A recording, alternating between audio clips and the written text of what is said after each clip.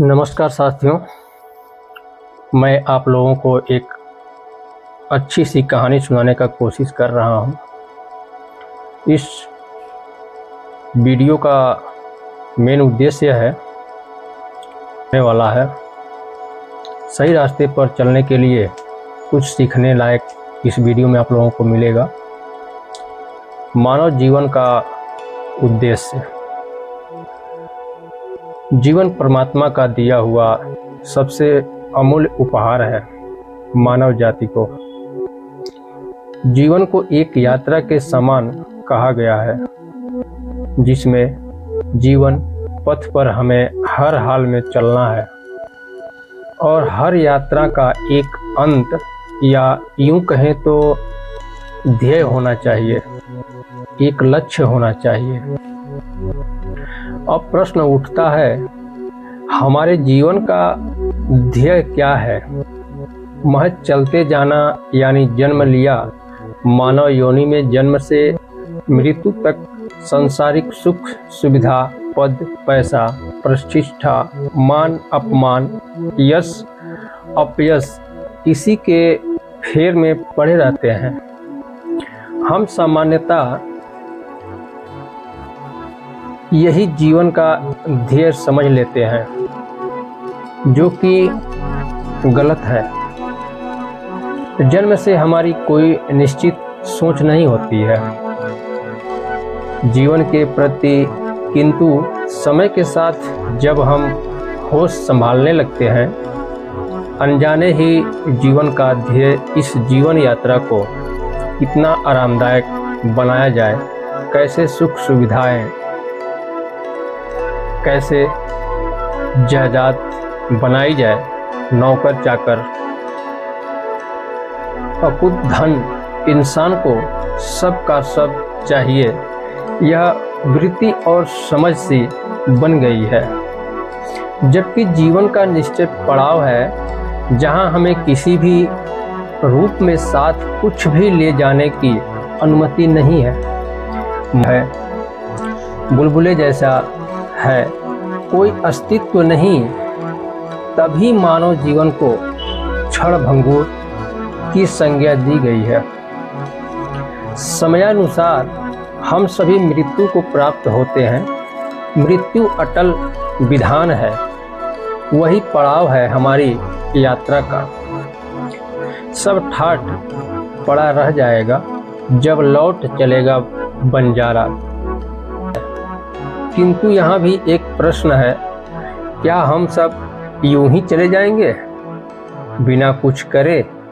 कोई दायित्व नहीं मेरा घर में, मेरा परिवार, मेरा सब यही करते करते समाप्त करना है? शायद नहीं। हम यहाँ हैं तो सिर्फ जीवन जीने के लिए नहीं है। यह हमारा सौभाग्य है कि भारतवर्ष की उनके उच्च कोटि के चिंतकों ने जन्म लिया और इस ध्येय के प्रश्न पर गहन चिंतन किया। युगों युगों के इस चिंतन के फलस्वरूप मनुष्यों के द्वारा यह निष्कर्ष निकाला गया, मानव जीवन का ध्येय है सत्य की व्यक्तिगत खोज। आज सिर्फ हम महज भौतिक सुख सुविधाओं से अभिभूत हैं। अभिभूत हो उसका अंधानुकरण करें। अमेरिका और सर्वसंपन्न देश भी आज भौतिकता को छोड़ आध्यात्मिक और योग की राह पर चढ़ चला है, जबकि हम जो निश्चित ही योग और अध्यात्म के जनक हैं, हम इसे छोड़ते जा रहे हैं। अभी भी देर नहीं हुई है। हमें खासकर युवा पीढ़ी को समझना होगा, जीवन का ध्येय लक्ष्य मात्र जीवन जीना, धर्म संपन्न जीवन जीना है। सदा जीवन उच्च विचार की आज भी अपनी मान्यता है, जो सटीक है। हम सहज रहे हैं मदद कर सके, रोते को हंसा सके, किसी के दुख को कम न कर सके तो संबल रुला न सकें। अपने नाम की भूख को परे रखकर हम आगे बढ़ें, कुछ प्राप्त न हो तो सहज आगे बढ़ें। वो पर्याप्त है साईं इतना दीजिए जामे कुटुंब, जो है वो पर्याप्त है साईं इतना दीजिए जामे कुटुंब। समाये मैं भी भूखा न रहूं, साधु न भूखा जाए।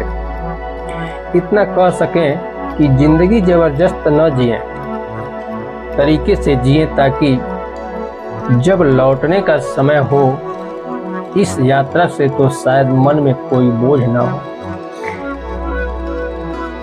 प्रसन्न रहकर जिंदा जी लीजिए, आगे बढ़ते जाएं और जाने वालों को हम बीज रूप में कुछ नया दे जाएं, जो न केवल उसके लिए बल्कि संपूर्ण मानव जाति के लिए, जिससे सब लाभान्वित हो सकें।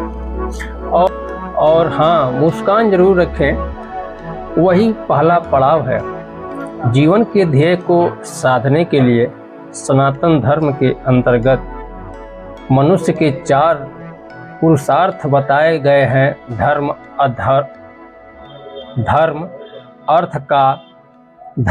अर्थ, काम व मोक्ष। इन चारों पुरुषार्थों में अंतिम है मोक्ष। पहले लेकिन पुरुषार्थों को साधते हुए अपने अंतिम लक्ष्य मोक्ष प्राप्ति ही मनुष्य जीवन का वास्तविक उद्देश्य है। मोक्ष का अर्थ है मुक्ति। अब बात करते हैं मुक्ति कैसे, क्या है मुक्ति, हमें किसके लिए मुक्ति चाहिए और क्यों चाहिए। यही प्रश्न सबसे महत्वपूर्ण है। जीवन के क्रमिक विकास में मनुष्य ने ही सबसे अधिक प्रगति की है। जानवरों को ध्यान से देखें तो पाएंगे कि उनका पेट और बुद्धि समांतर होती है। उनकी बुद्धि की योग्यता अपने पेट भरने तक की सीमित है, लेकिन मनुष्य की बुद्धि का स्थान सर्वोपरि है। मनुष्य की बुद्धि सभी जीवधारियों में श्रेष्ठ है। मनुष्य ईश्वर की सर्वोत्तम कृति है। हमारे ऋषि मुनियों ने अध्यात्म के माध्यम से अपनी चेतना के सर्वोच्च स्तर पर पहुंचते हुए परमात्मा को प्राप्त किया। उन्होंने बताया कि कैसे हम भौतिक जीवन जीने के साथ ही अध्यात्म के माध्यम से कैसे अपनी चेतना के सर्वोच्च स्तर तक पहुंच सकते हैं और पूर्णता को प्राप्त हो सके, परमात्मा को प्राप्त हो सकते हैं। प्रत्येक मनुष्य का जीवन अलग होता है, प्रत्येक की परिस्थितियां अलग होती है, उद्देश्य अलग होते हैं। हम जन्म लेते हैं, फिर धीरे धीरे बड़े होते हैं। हमारे जीवन में लक्ष्यों की एक श्रृंखला होती है। एक लक्ष्य पूरा होता है, हम दूसरा लक्ष्य बना लेते हैं। किसी लक्ष्य को पा लेने के बाद हम फिर से खाली हो जाते हैं, फिर से दूसरा लक्ष्य बनाते हैं और जुट जाते हैं पूरी ताकत से उसे पूरा करने के लिए। लेकिन सब कुछ पा लेने के बाद भी कुछ अधूरापन सा लगता है। इसी अधूरेपन से उपजता है परमात्मा की खोज का रास्ता, आत्मविश्लेषण का रास्ता। मनुष्य का सामान्य और वास्तविक उद्देश्य है आनंद प्राप्ति। यदि यही मनुष्य का अंतिम लक्ष्य भी है, आनंद तभी प्राप्त होगा जब हमें मुक्ति मिलेगी तनाव से, चिंताओं से, दुखों से।